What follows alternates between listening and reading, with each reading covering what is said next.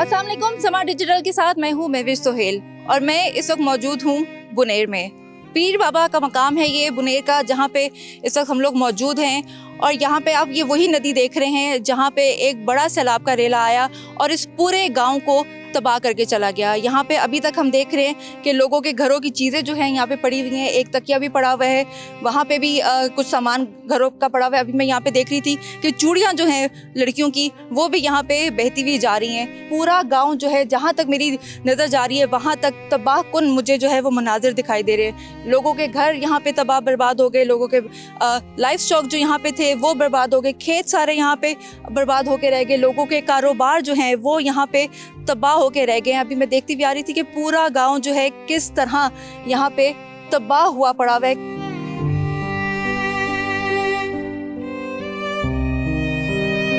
ये घर पूरा तबाह हो चुका है, दीवारें टूट चुकी हैं, दरवाजे टूट चुके हैं, कमरे टूट चुके हैं।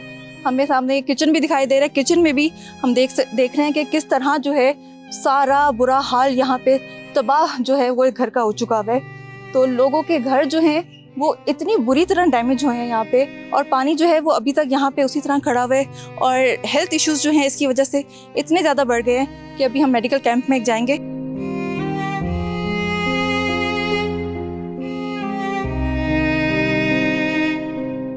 हमारे साथ यहाँ पे जिनका ये घर है वो भी मौजूद हैं। रोज़ी गुल उनका नाम है, उन्होंने हमें बताया है। अस्सलाम वालेकुम सलाम। सर, घर की मैं हालत देख रही हूँ, ये तो पहचाने नहीं जा रहा कि ये घर ही है। घर होता तो ये सैलाबी रेला सुबह 8 बजे आया था। मैंने बच्चों को यहाँ से निकाला। जब वापस आया तो घर की ये हालत हो चुकी थी। यहाँ तो मैंने एक्सकवेटर से काम किया है, वरना हालत इससे भी बदतर थी। अभी तो गुजारा हो गया, लेकिन घर में सामान कोई नहीं। अच्छा, मुझे ये बताइएगा, जिस टाइम पे सैलाब आया यहाँ पे आप कहाँ थे? आपको पहले से इन्फॉर्म नहीं किया गया था यहाँ पे कि सैलाब जो है आ सकता है, या किसी किस्म की कोई वार्निंग दी गई हो? मुझे यहाँ मकामी लोगों ने कॉल करके बताया कि बहुत बड़ा सैलाबी रेला आ रहा है। इसके बाद मैंने बच्चों को यहाँ से निकाला, लेकिन जब वापस घर पहुँचा तो कुछ नहीं बचा था, सब कुछ ख़त्म हो गया था।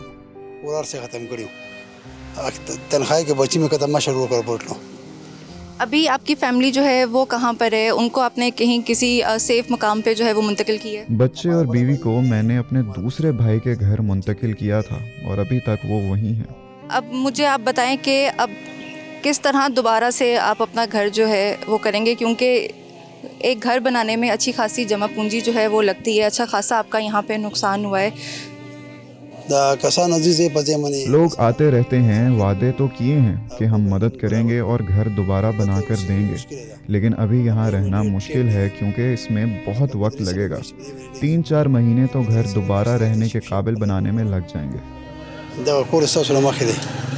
बिल्कुल टाइम लगेगा घर बनाने में, क्योंकि रातों रात तो ये खड़ा नहीं हो सकता। जिस तरह रातों रात ये घर जो है वो तबाह हुआ है, इसको बनाने में, इसको दोबारा खड़ा करने में, दोबारा आबाद करने में इसको अच्छा खासा टाइम लगना है।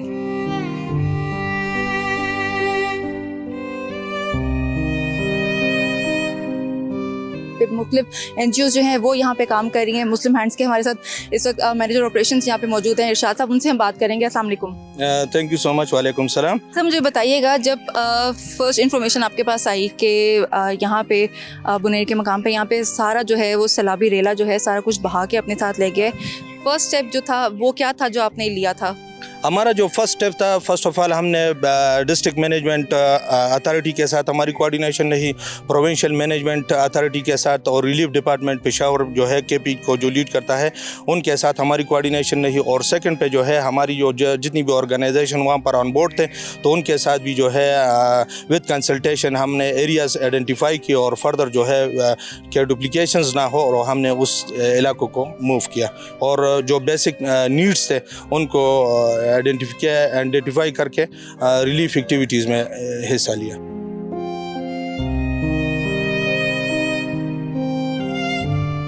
ख़वातीन के लिए यहाँ पे मेडिकल कैंप जो है, रिलीफ कैंप लगाया गया है। अस्सलाम वालेकुम। वालेकुम अस्सलाम। कैसी हैं आप? ठीक हूँ अल्हम्दुलिल्लाह, आप ठीक हैं? अल्लाह का शुक्र, ठीक ठाक। फ्लड के बाद यहाँ पे सबसे ज़्यादा कौन सी बीमारियाँ हैं जो यहाँ पे सबसे ज़्यादा जिन्होंने जन्म ले लिया? जी, तो मैं जितना नोट कर रही हूँ 5वां दिन है मेरा, तो बच्चों में तो डायरिया बहुत ज़्यादा हो रहा है, स्केबीज़ उसके बाद बहुत ज़्यादा हो गया है, और ख़वातीन में स्पेशली यूटीआई बहुत ज़्यादा कॉमन हो गया है, और चेस्ट इन्फेक्शन में बहुत ज़्यादा देख रही हूँ इन दिनों में।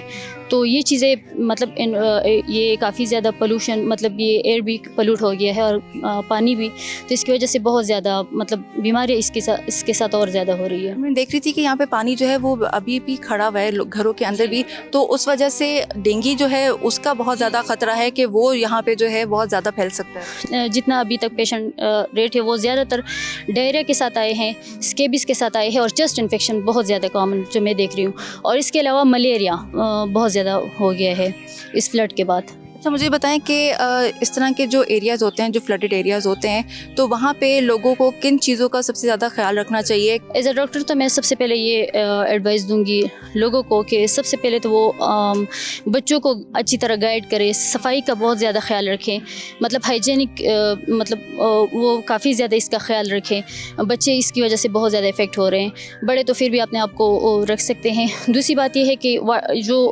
वाटर है वो ठीक नहीं है यहाँ पे कंटामिनेट, तो मैं स्पेशली हुकूमत पाकिस्तान से ये रिक्वेस्ट करती हूँ कि मतलब वो यहाँ के लिए ऐसा कोई अरेंजमेंट कर ले कि इनको फ़िल्टर्ड वाटर मिल जाए। मतलब जो इफ़ेक्ट हो रहा है वो यही वजह है कि पानी बहुत ज़्यादा इफ़ेक्ट हो गया है यहाँ का। मैं अभी नोट कर रही थी यहाँ पे इलेक्ट्रिसिटी का जो है वो बहुत ज़्यादा इशू है जी। यहाँ पे जनरेटर्स जो है उन्हीं से लोग काम चला रहे हैं। जी, जनरेटर से काम चला रहे हैं, और बस कि कोई सोलर से, बैटरी से, मतलब लेकिन वो भी इतना ज़्यादा आपको पता है कि नहीं वो कर सकते। बिल्कुल, यहाँ पे काफ़ी ज़्यादा जो है इश्यूज़ हैं, पानी के इश्यूज़ हैं, इलेक्ट्रिसिटी के यहाँ पे इश्यूज़ हैं, और पानी की वजह से ही सबसे ज़्यादा बीमारियाँ जो हैं वो यहाँ पे पैदा हो रही हैं, जिसकी वजह से लोग जो है इफेक्ट हो रहे हैं। ये ख़वातीन का कैंप था जो मैं आपको दिखा रही थी, यहाँ पे उनके लिए मेडिसिन जो हैं वो भी रखी गई हैं, उनको फ्री जो है मेडिसिन यहाँ पे प्रोवाइड की जा रही है। ये है मर्दों का कैंप, जहाँ पे ख़वातीन का भी आपको कैंप दिखाया। अभी हम मर्दों के कैंप में आए हैं। यहाँ पे मर्दों के लिए जो है सारी फैसिलिटीज़ जो है यहाँ पे रखी गई है, उनके हेल्थ इश्यूज़ जो हैं वो देख रहे हैं। खालिद साहब प्रोजेक्ट मैनेजर यहाँ पे हमारे साथ मौजूद हैं, उनसे हम बात करेंगे। अस्सलाम वालेकुम। वालेकुम सलाम मैम। सर, यहाँ पे हम देख रहे हैं कि बहुत सी टीम्स जो हैं यहाँ पे डिफरेंट NGOs की काम करी है, लेकिन यहाँ पे हम काफ़ी ज़्यादा जो है लोग दिखाई दे रहे हैं, और यहाँ पे जो डॉक्टर्स हैं उनकी यहाँ पे हमें तादाद जो है पूरे ओवरऑल एरिया में बहुत कम दिखाई दे रही है, क्योंकि यहाँ पे 50-50 लोगों के लिए जो है यहाँ पे एक डॉक्टर हमें सिर्फ दिखाई दे रहा है। जी बिल्कुल ma'am, thank you so much आपके आने का। ये जो हमारा कैंप है कंसर्न वर्ल्ड वाइड और FCDO के ताउन से मुस्लिम हैंड ने लगाए हैं। जिस तरह आपने बात की, हमारी इस मेडिकल कैंप में हमारे साथ मेल डॉक्टर और फीमेल डायरेक्ट दोनों मौजूद हैं, क्योंकि इमरजेंसी हैं, ज़्यादातर एरिया इफेक्टेड्स हैं, लोग ज़्यादा इफेक्टेड हैं, तो इसी वजह से डिस्ट्रिक्ट एडमिनिस्ट्रेशन के साथ हमारी क्लोज कोऑर्डिनेशन है, और क्योंकि डॉक्टर्स की कमी है इस रीजन में, तो यही वजह से थोड़ी सी वो चैलेंजेस पेश आ रहे हैं। अभी यहाँ पे हम मेरी डॉक्टर से बात हो रही थी, वो बता रही थी कि यहाँ पे पानी का जो है वो सबसे ज़्यादा जो है वो इशू है कि यहाँ पे साफ़ पानी नहीं है। उसके लिए आप लोग क्या प्रोवाइड कर रहे हैं लोगों? जी बिल्कुल, ये आपने बहुत ज़बरदस्त बात की मैम। हमारी मेडिकल कैंप के साथ साथ हम अपने हाइजीन प्रमोशन सेशंस भी दे रहे हैं। इसी में हम अपनी कम्युनिटीज़ को ये अवेयरनेस दे रहे हैं कि वो अपने पानी को किस तरह साफ़ करते हैं, क्योंकि इधर फिल्ट्रेशन प्लांट्स नहीं है, वही प्रॉपर मैकेनिज़्म नहीं है, तो वो घर पे बैठ के अपनी पानी को कैसे साफ़ किया जा सकता है। तो हमारे हाइजीन प्रमोशन सेशंस भी साथ साथ में होते हैं। वो फीमेल साइड पे भी हम सेशंस लेते हैं, मेल साइड पे भी हम सेशन लेते हैं, और लोगों को ये आगाही देते हैं को किस तरह सैलाब से जो इफ़ेक्टेड लोग हैं वो किस तरह अपनी पानी को साफ करके इस्तेमाल कर सकते हैं। जी अभी हमने पहले आपको पीर बाबा का मकाम दिखाया कि वहाँ पे सैलाब ने किस तरह जो है पूरी ज़िंदगी जो है लोगों की तबाह कर दी है। पीर बाबा के मकाम से अगर थोड़ा सा आप ऊपर की साइड पर आएँ तो बिश्नोई का इलाका आता है, जिस वक्त मैं यहाँ पे इस वक्त मौजूद हूँ। ये वो रूट है जो पूरा सैलाब का होता हुआ यहाँ से पूरा सैलाब का रेला वो एंड तक पीर बाबा के मकाम तक गया, और वहाँ पे दो जो थे सैलाब जो थे वो वहाँ पे जाके मिले थे, और जिसने ज़्यादा तबाही मचाई थी। अभी यहाँ पे पूरा एरिया मैं आपको दिखाती हूँ, ये इतनी खूबसूरत जगह हुआ करती थी, जो कि अब मुझे लग रहा है कि यहाँ पे सिर्फ खंडर ही बन गई हैं। पूरे घर जो हैं लोगों के, और लोगों की गाड़ियाँ हम देख रहे हैं कि तबाह हो गए, लोगों के कारोबार जो हैं वो तबाह हो गए। पूरा एरिया में अभी आपको विजिट कराती हूँ कि यहाँ पे सैलाब जो है किस तरह उसने इफ़ेक्ट किया है लोगों की ज़िंदगियाँ, लोगों के कारोबार और लोगों की सारी लाइफ।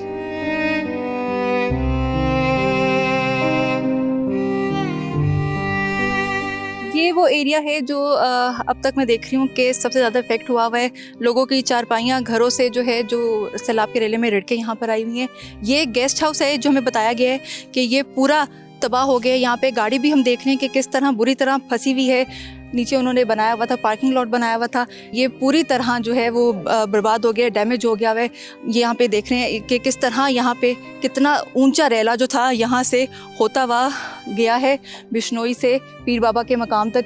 ये वो एरिया है जो अब तक मैं देख रही हूँ कि बहुत ज़्यादा इफ़ेक्ट हुआ है। आगे चलते हैं, आगे भी आपको दिखाते हैं कि किस तरह जो है लोगों के घर जो हैं वो डैमेज हुए हैं और उनकी लाइफ जो है वो हुई है।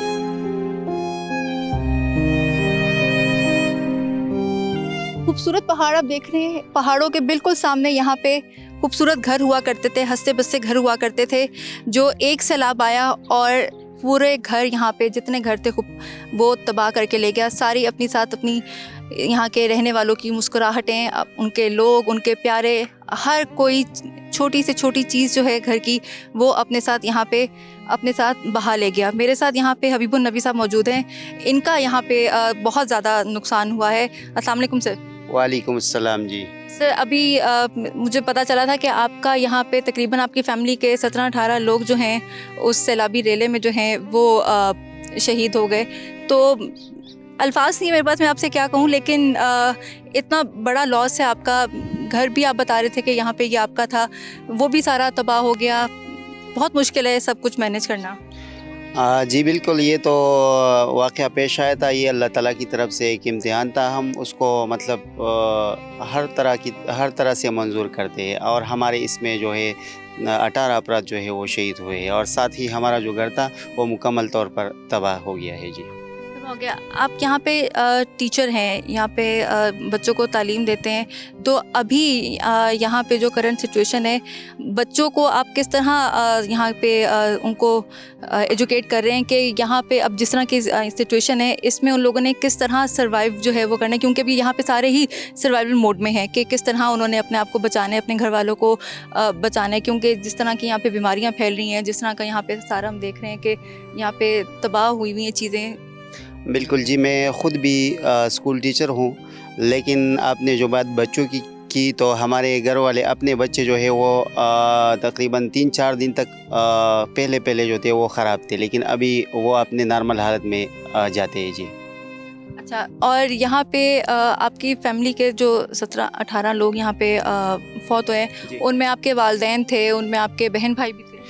जी बिल्कुल, उनमें हमारे वालिदैन थे। हमारे बहन तो नहीं है, हमारा एक भाई था वो भी शहीद हुआ है और उसका फैमिली जो था वो भी शहीद हुई है, और साथ साथ हमारे चचे थे, चचियाँ थी, और मतलब उनकी फैमिलियाँ जो थी वो शहीद हो गए। अच्छा, जैसा वो सैलाबी रेला यहाँ पे आ रहा था तो किसी किस्म की वार्निंग पहले से यहाँ पे दी नहीं गई थी कि आप लोग अपने आप को जो है किसी महफूज मकाम पर जो है वो मुंतकिल कर दें? जी उस वक़्त मामूल के मुताबिक बारिश हो रही थी सुबह से, पहले दिन से भी, लेकिन उस टाइम मैं ख़ुद मौजूद नहीं था। मैं सुबह 5 बजे घर से निकला था, हमारा ईटा टेस्ट था सवाड़ी में, तो मैं उसके लिए गया था और फिर जब बाद में आया तो यही मंज़र था। लेकिन आवाम लोगों के मुताबिक वो ये कहते हैं कि मतलब वो बिल्कुल ऑटोमेटिकली आया था, उसने टाइम नहीं दिया था, और मतलब उस पानी ने अपने साथ ये बड़े बड़े पत्थर ला के घरों को मुकम्मल तौर पर तबाह कर दिए। बिल्कुल, ये बड़े बड़े पत्थर आप देख रहे हैं, ये उस सैलाबी रेले में जो हैं वो बहते हुए आए हैं, और ये पत्थर जो है ये शाइन भी मैं देख रही हूँ कि कर रहे हैं, लेकिन समझ नहीं आ रहा कि ये शाइन कर कैसे कर सकते हैं इतने घर बर्बाद करने के बाद भी। लेकिन पूरे यहाँ पे एरिया जो आप जहाँ जहाँ नज़र जा रही है, पूरी के पूरा एरिया जो है यहाँ पे हंसते बसते घर हुआ करते थे, जो कि अब सिर्फ़ और सिर्फ पत्थर ही पत्थर हैं यहाँ पे और कोई लाइफ नहीं है यहाँ पे।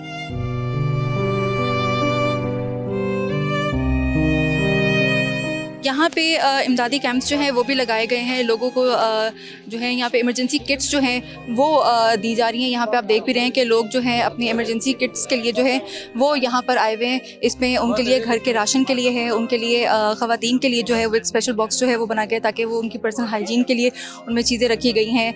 कुछ घर के लिए चीज़ें रखी गई हैं, यूटेंसिल्स वगैरह रखे गए हैं। घर के मानसून जो है फ्लड इमरजेंसी रिस्पॉन्स जो है उनकी तरफ से किचन किट जो है वो भी तैयार की गई है। और यहाँ पे हम देख रहे हैं कि घरों के लिए उनके लिए पानी और ये जिस तरह ये बकेट्स वगैरह जो हैं वो रखी गई हैं यहाँ पे।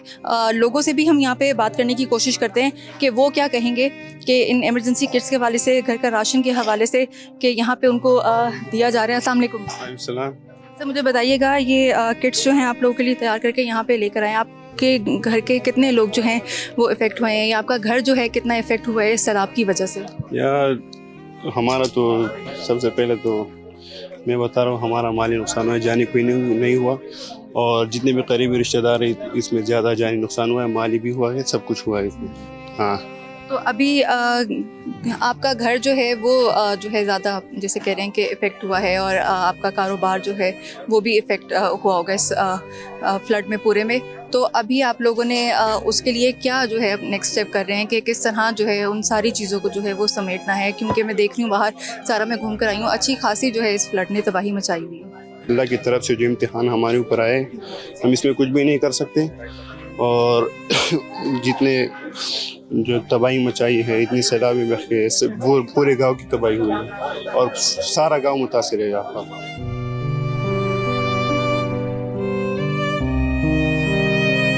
अच्छा, we have Adarsh from IOM with us, उनसे हम बात करते हैं, इस किट्स के हवाले से पूछते हैं कि आदर्श मुझे बताइएगा कि कोई 5-6 दिन हो गए हैं, हम देख रहे हैं यहाँ पे इतनी तबाही मची हुई है, कितनी किट्स अभी तक आप लोग लोगों में डिस्ट्रीब्यूट कर चुके हैं और इन किट्स में क्या क्या एसेंशियल्स जो हैं वो आप लोगों ने रखी हैं? कल हमने 100 फैमिलीज़ के लिए किट्स डिस्ट्रीब्यूट की हैं राजाबाद एरिया में और आज हम यहाँ पे जो है वो बिशोनी जो एरिया है यहाँ पे हम डिस्ट्रीब्यूट कर रहे हैं, यही 100 किट्स हैं। इन किट्स में हाइजीन किट्स हैं ख़वातीन के लिए, लड़कियों के लिए पर्सनल हाइजीन की और ख़ास तौर पे वॉश किट्स हैं जिनमें हम साबुन, साफ़ सुथरा रहने का कुछ सामान, किचन किट्स हैं जिनमें पूरे यूटेंसिल्स हैं, बर्तन खाना पकाने के, चाय वगैरह, पानी चाय के, और साथ ही क्या कहते हैं इसको, आटा 1 मन और दालें और चावल, इस तरह की चीज़ें हम दे रहे हैं और साथ में शेल्टर भी होता है इसमें ताकि टेंट्स के टार्पलिन्स वगैरह, ताकि अगर कोई इस्तेमाल करना चाहे। अब तक ये सामान दिया है, लेकिन जो ख़ास ज़रूरियात यहाँ बताई जा रही हैं वो ये हैं कि पानी के साफ़ पीने के पानी की किल्लत शदीद है। मैं उसी पे भी आने लगी थी क्योंकि अभी जब मेरी डॉक्टर से भी पहले बात हुई थी तो यही कह रहे थे कि क्योंकि यहाँ पे साफ़ पानी जो है लोगों को नहीं मिल रहा, जिसकी वजह से जो हेल्थ इश्यूज़ जो है ना वो बहुत ज़्यादा हो गए, इतनी बीमारियाँ जो हैं उसकी वजह से लोगों को लग रही हैं। जी देखिए, पीने के साफ़ पानी के साथ साथ आपको वॉश यानी कि वाटर सैनिटेशन, हाइजीन, साफ़ सुथरा रहने का जो साजो सामान है उसकी भी ज़रूरत होती है। खाली साफ़ पानी सफाई गारंटी नहीं करता, तो दोनों मिल के हल होने हैं मसाइल। लेकिन हाँ, ऑफकोर्स पीने का साफ़ पानी का ये है कि कुछ टैंकरिंग के और इस तरह के सलासिल शुरू होने लगे हैं आहिस्ता आहिस्ता। एक तो एक्सेस का भी थोड़ा सा इशू है, आप खुद आए हैं, आपको अंदाज़ा है सामान लाना ले जाना थोड़ा इतना आसान नहीं है, लेकिन काफ़ी एक तो कम्युनिटी वॉलंटियरिज्म बहुत अच्छा है, काफ़ी इदारे आए हैं। इसी वजह से सरकार ने भी कहा है कि हमें ग्रैंड स्केल पे अभी तक यहाँ पे मदद की ज़रूरत नहीं है, सामान काफ़ी है। तो अभी रिलीफ फेज़ है, आहिस्ता जब रिहेबिलिटेशन फेज़ में जाएंगे तो फिर शायद ये चीज़ें और मज़ीद हों। फ़िलहाल टेम्पररी सॉल्यूशंस पानी के कोशिश की जा रही है कि लाए जाएँ। गवर्नमेंट की तरफ से जो है लोगों को रिलीफ जो है वो दिया जा रहा है। कम्युनिटी वॉलंटियर जो है वो यहाँ पे हम देख रहे हैं कि बहुत ज़्यादा अच्छी है। कम्युनिटी जो है वो खुद से जो है वो इतनी ज़्यादा मदद कर रही है कि बाहर से जो है इतने ज़्यादा लोगों को यहाँ पे आने की ज़रूरत नहीं पड़ी। लेकिन हाँ, क्योंकि राशन की यहाँ पे बहुत ज़्यादा कमी है, बेसिक नीड्स की यहाँ पे बहुत ज़्यादा कमी है, तो उसको पूरा करने के लिए यहाँ पे डिफरेंट जो NGOs हैं वो यहाँ पे काम कर रही हैं।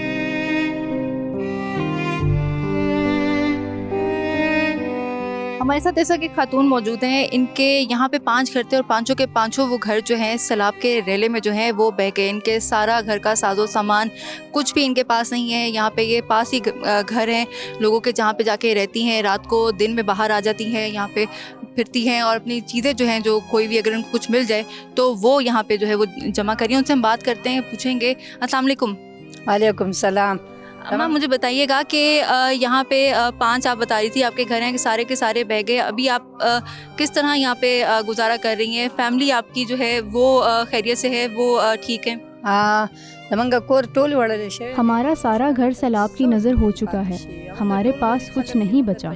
हम गरीब लोग हैं, अभी तो हम 20 सालों में भी घर नहीं बना सकते। कच्चे घर थे मगर किराया नहीं देना पड़ता था, अभी किराए के घर में मुकीम हैं। पोती की शादी थी चंद दिन में, इसके लिए जहेज़ का सामान जमा किया था, वो सामान भी सारा सैलाब में बह गया। जिन जिन लोगों ने दूर दूर से आकर हमारी मदद की, हमारे गम में शरीक हुए, अल्लाह इन्हें इसका अजर दे। हमारे यहाँ पर 5 फैमिलीज़ रहती थी, सबके घर बह गए हैं। अगर कोई घर बनाने में मदद करेगा तो इनकी मेहरबानी होगी। अच्छा, मुझे बताइएगा कि अब पूरा दिन जो है आप किस तरह अपना गुजारी हैं? पहले तो आपका घर था, आप घर में पूरा अपना दिन गुजारती थी, एक रूटीन बनी होती थी कि सुबह उठना है, नाश्ता बनाना है, घर साफ़ करना है, बच्चों को देखना है, फैमिली को देखना है। तो अब आप का यहाँ पे किस तरह जो है वो किस तरह आप गुजार रही हैं अपनी ज़िंदगी? कपड़े वगैरह जो है वो सारे आपके बह गए होंगे, घर के बर्तन सारे बह गए होंगे, पूरा साजो सामान आपका आपने बताया कि कुछ भी नहीं यहाँ पे रहा। सामान टूलू बोवड़े रे लकमंग पपरदी कोर की उसी हमारा सामान सैलाब की नज़र हो चुका है। घर के 10 बंदे रिश्तेदारों के यहाँ ठहरे हैं, मगर वहाँ भी इतनी गुंजाइश नहीं है।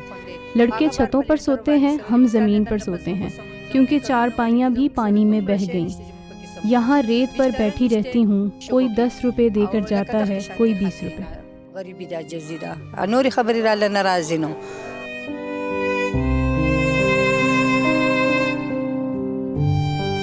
आपको हमने पीर बाबा का मकाम दिखाया कि वहाँ पे सैलाब ने किस तरह जो है तबाही से धूम मचाई है। उसके बाद फिर हम आपको लेके गए बिश्नोई। बिश्नोई इतनी खूबसूरत जगह जहाँ पे लोग दूर दूर से आते हैं, वो हमने आपको दिखाया कि वहाँ पे किस तरह सैलाब ने घर जो हैं लोगों के कारोबार जो हैं तबाह कर दिए। और इस वक्त हम लोग मौजूद हैं कोट गोकन में। यहाँ पे हम अभी आपको यहाँ पूरा एरिया जो है वो दिखाएंगे कि यहाँ पे जो घर हैं किस तरह सैलाब ने इसको तबाह करके रख दिया है। बिश्नोई से थोड़ा सा ऊपर जाके तकरीबन कोई हमें 40 मिनट लगे हैं यहाँ पर आते आते। यहाँ पे भी हम देख रहे हैं कि घर जो है वो बर्बाद हो गए हैं। 10 घर तो ऐसे हैं जो कि बिल्कुल तबाह हो गए हैं। इसके अलावा 15 से 20 घर ऐसे हैं जिनको माइनर जो है वो डैमेज हुए हैं। यहाँ पे हम देख रहे हैं कि किस तरह लोग जो हैं वो अपनी मदद आपके तहत भी और जो डिफरेंट NGOs हैं वो यहाँ पे आके किस तरह काम कर रहे हैं। लेकिन जो एक मेन फोकस करने वाली चीज़ है वो डेब्रीज हैं जो इन घरों की हैं कि उनको जो है कलेक्ट करना, वो अब जो है सबसे बड़ा चैलेंज होगा गवर्नमेंट के लिए भी और स्पेशली इन NGOs के लिए भी कि उनको जो है किस तरह उन लोगों ने संभालना है। यहाँ पे भी हम आपको लेके चलते हैं और कुछ घर वालों से भी हम बात करेंगे जिनके घर जो हैं इस सैलाब से जो हैं वो तबाह हुए हैं। उनके पास भी हम चलेंगे और उनसे हम बात करते हैं कि वो क्या कहेंगे कि जो सैलाब आया उस पे उनके घर कितने डैमेज हुए और किस तरह वो रिकवर जो है वो अपने घरों को करेंगे।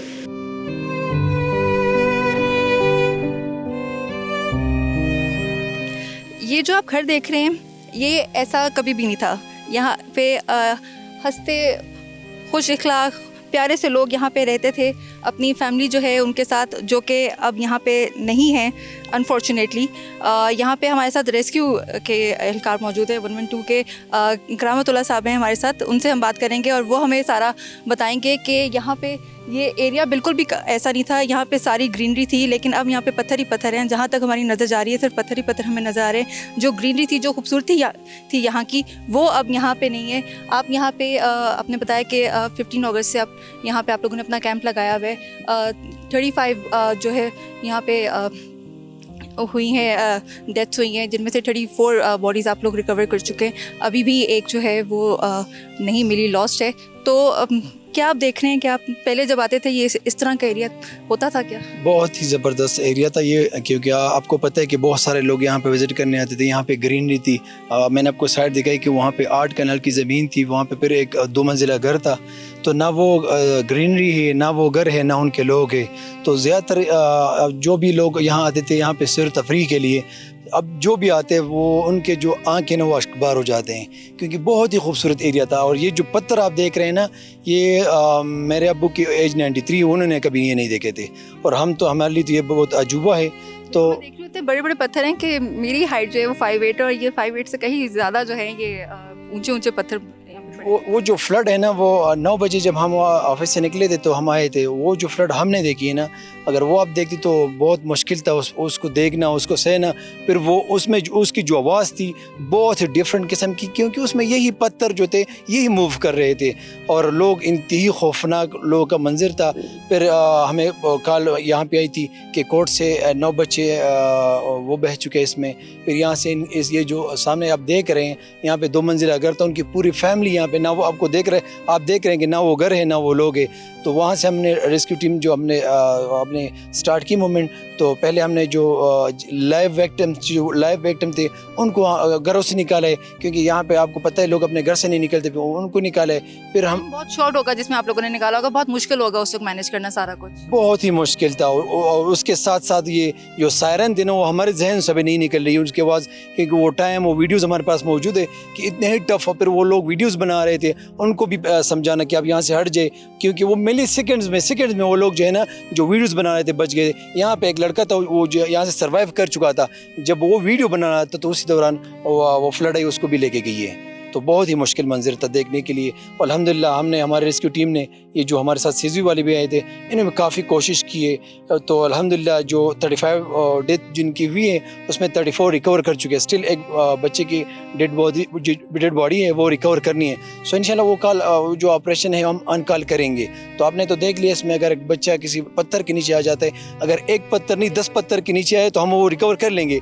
अब ये हज़ारों पत्थर और ये एरिया आपने देख लिया है, इसमें रिकवर करना थोड़ा मुश्किल है। हाँ, फिर भी अगर हमें सिम्टम मिलता है तो हम वो करेंगे इंशाल्लाह। बिल्कुल, क्योंकि मैं देख रही हूँ इतने बड़े बड़े पत्थर हैं यहाँ पे, बॉडी रिकवर करना बहुत मुश्किल होगा। लेकिन जो घरों की डेब्रीज हैं उसके लिए आप लोग अभी क्या काम कर रहे हैं? क्योंकि अभी मैं नीचे बिश्नोई में भी देख रही थी और पीर बाबा के मकाम में भी देख रही थी कि वहाँ पे भी सारा जो है वो घर जो है लोगों के बर्बाद हुए हुए, डेब्रीज हर जगह डेब्रीज पड़ी हुई हैं। उसको उठाने के लिए अब क्या आप लोगों ने नेक्स्ट जो है आपका स्टेप होगा? सो हमारा फर्स्ट प्लान ये था कि लाइव जो थे उनको बचाएं, उसके बाद डेड बॉडीज रिकवरिंग थी। अब उसके बाद जो है ना अगर हमें कॉल आती है किसी इमरजेंसी की या उनकी साइकोलॉजी के लिए वो करें। अब नेक्स्ट स्टेप जो हमारा है वो डेब्रीज हम रिमूव कर रहे हैं। तो इसके लिए वो सीजी वाले भी हमें कह रहे थे कि डेटा कलेक्ट कर ले ताकि हम उनको ये मशीनरी दे मतलब उनको पर्सनली दे।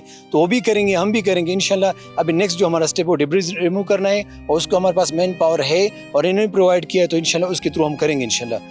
एक चीज़ मुझे बताएं, दोबारा आपको लगता है कि ये जगह उसी तरह आबाद होगी जिस तरह पहले हुआ करती थी, जिस तरह ग्रीनरी यहाँ पे थी, जिस तरह दरख्त थे, इतने खूबसूरत पहाड़ जहाँ यहाँ पे हैं, तो ये उसी तरह एक टूरिस्ट स्पॉट जो है वो दोबारा से बन सकेगा? ये तो हम नहीं कह सकते, क्योंकि आप ये इतने बड़े बड़े पत्थर देख रहे हैं, ये इनकी जो ग्रीनरी थी 100 साल में ये इस तरह का कुछ हुआ ही नहीं है। फिर भी ये लोग माशाल्लाह काफ़ी मेहनती कोशिश करेंगे, मगर ये बहुत मुश्किल है कि ये वो ग्रीनरी दोबारा बहाल हो जाए। बिल्कुल, ग्रीनरी जो है वो दोबारा बहाल तो यहाँ पे मुझे अभी मुश्किल लग रहा है कि अगले 10-15 साल में भी हो सके, क्योंकि जितने बड़े बड़े पत्थर यहाँ पे पड़े हुए हैं, मैंने अपनी ज़िंदगी में जो है वो फर्स्ट टाइम इतने बड़े बड़े पत्थर देखे हैं कि आए हैं, और वो भी सैलाब की सूरत में जब यहाँ पर आए हैं। तो मैं इमेजिन कर सकती हूँ कि वो क्या सिचुएशन होगी और किस तरह यहाँ पे लोग जो हैं सर्वाइव जो है वो उन्होंने किया होगा अपना सारा भी। मैं इसके अलावा आपको यहाँ पे जो घरों में जो लोग रहते थे उनसे भी कोशिश करूँगी कि मैं उनसे बात करूँ और उनसे भी पूछूँ कि अब उनका रहना सहना जो है वो किस तरह हो रहा है, किस तरह वो अपनी लाइफ जो है वो अब मैनेज कर रहे हैं।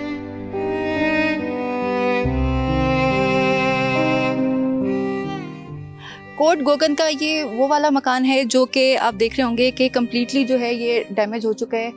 पेटी मुझे दिखाई दे रही है कि घर से बाहर जो है वो आधी गिरी हुई है, आधी अंदर है। यहाँ पे मुझे बर्तन जो है वो उसी तरह दिखाई दे रहे हैं कि पड़े हुए हैं और पत्थरों से भरा हुआ है। और यहाँ पे मुझे समझ नहीं आ रहा कि किस तरह अब ये दोबारा आबाद होगा घर। जिनका ये घर है उनसे हम बात करते हैं और उनसे पूछेंगे कि जिस वक्त सैलाब आया तो उस वक्त वो कहाँ थे, कब उनको पता चला, कैसे ये सारा कुछ जो है एकदम से उनकी नज़रों के सामने जो है उनका घर जो है वो तबाह हो गया। अस्सलाम वालेकुम। सैलाब रहेगा ना, दो तरफ आ रहा है। ये सैलाब 2 तरफ से आया था, तब लोग भाग गए। मेरा एक माजूर बेटा दुकान में बैठा था, फिर एक बंदे ने आकर हमारे साथ इसको उठाकर साइड पर किया। हम दोनों तरफ से पानी में घिरे हुए थे और गर्दन तक पानी में डूब गए थे। अब जैसे ही बारिश शुरू होती है हम यहाँ से चले जाते हैं। सैलाबी पानी में बिस्तर और रहने का तमाम सामान बह गया। अब ये घर रहने के काबिल नहीं रहा। अभी भी मैं सुबह से आकर यहाँ काम में लगा हूँ, लेकिन अकेला बंदा हूँ। कुछ समझ नहीं आ रहा कि इसके साथ क्या करूँ। अभी भी इस जगह को पानी से खतरा है, लेकिन हमारे पास यहाँ रहने के अलावा और कोई रास्ता नहीं, कोई और घर नहीं, क्योंकि पराए घर में ख़वातीन को कैसे लेकर जा सकता हूँ। घर की सफाई में खुद लगा हूँ, किसी को दिहाड़ी देने के पैसे नहीं हैं, माली हालत इतनी बेहतर नहीं, बच्चे दोनों मासूम हैं। हाँ। मैं बिल्कुल समझ सकती हूँ कि मफलूज बच्चों के साथ जो है वो ऐसे हालात में जो है वो रहना और इस तरह डिब्रीज के साथ, और जब घर आपका पूरा तबाह हो गया और स्पेशली अगर फ्लड आ रहा हो और उसमें उनके नकल मकानी करना जो है वो कितना मुश्किल होगा। लेकिन अभी भी उनका यही कहना है कि इनके लिए इतना मुश्किल है यहाँ पे रहना, और ज़रा सी भी अगर बारिश हो तो ये लोग डर के रह जाते हैं और यहाँ से अब मूव कर जो है वो कर चुके हैं। लेकिन यहाँ पे मैं देख रही हूँ कि जहाँ पे भी मेरी नज़र जा रही है वहाँ पे पत्थर ही पत्थर हैं।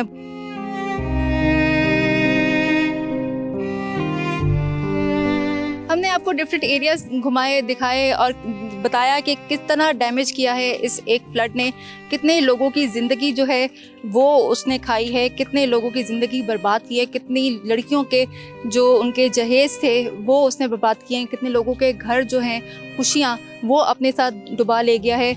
ये वो मकाम है जो मैं कभी भूल नहीं सकती, और ये वो जगह है जहाँ मैं भूल नहीं सकती कि जब मैं पहले यहाँ पर आई थी तो किस तरह ये आबादी जो थी वो हरी भरी थी, आबाद थी, और अब मुझे यहाँ पे सिर्फ़ और सिर्फ लाइफलेस पत्थर ही पत्थर जो हैं वो दिखाई दे रहे हैं। लेकिन मेरा दिल जो है इस वक्त इतना उदास है इस जगह को देख के कि मुझे समझ नहीं आ रही कि किस तरह के यहाँ पे लोग जो हैं अब अपना गुजर बसर करेंगे, किस तरह अपनी लाइफ जो है वो दोबारा ट्रैक पे लेकर आएंगे, किस तरह अपना जो उनका सारा सामान गुमा है, उनकी जो प्यारों की ज़िंदगियाँ गई हैं, किस तरह उन सब चीज़ों को समेट के दोबारा से अपनी ज़िंदगी शुरू करेंगे।